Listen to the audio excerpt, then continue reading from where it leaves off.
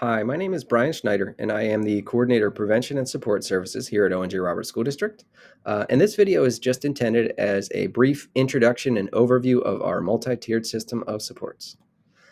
The first question we want to then tackle is just what is a multi-tiered system of supports, or as you may have heard it referred to, an MTSS. And really what an MTSS is simply a framework that school districts use to ensure that all of our students are receiving the appropriate level of support in all the areas where we want them to show growth. Okay? There's two important components to an MTSS. One is that it operates with multiple tiers, and that simply means it offers multiple levels of support, and that support is matched to the needs of our students. Secondly, it's important to emphasize the system nature of multi-tiered systems of support. We're not looking to simply address one specific need. We want to make sure that our system addresses our students' needs across the board, from academics to behavior to their social emotional development. All right.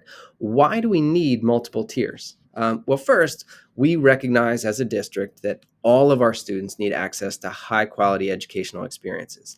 And our goal is, to the extent possible, we want to make sure that our tier one or core programming is meeting the needs of as many students as possible. And so the role of any kind of MTSS system is to really ensure that tier one is operating at a really high level. That being said, we recognize that some students are always going to need some additional support, and that may be additional support for a short period of time. It may be additional support for an extended period of time, but we want to make sure that our system has the capacity to address those needs when they exist.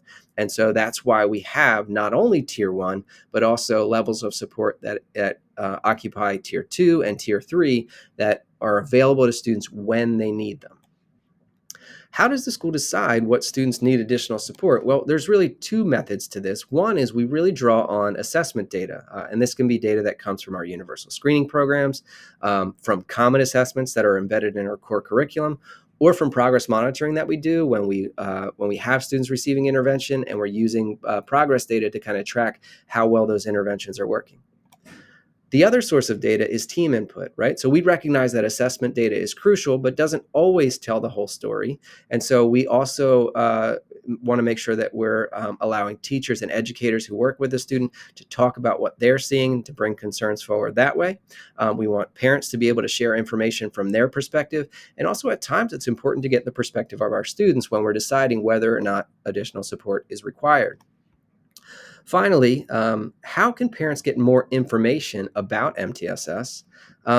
That's kind of the purpose of this website, is just to provide brief introductions to the various types of supports that are available in the district's MTSS at different levels. But I think the area where I would encourage you to go directly, specifically if you have a concern about your child, is just reach out to your child's teacher.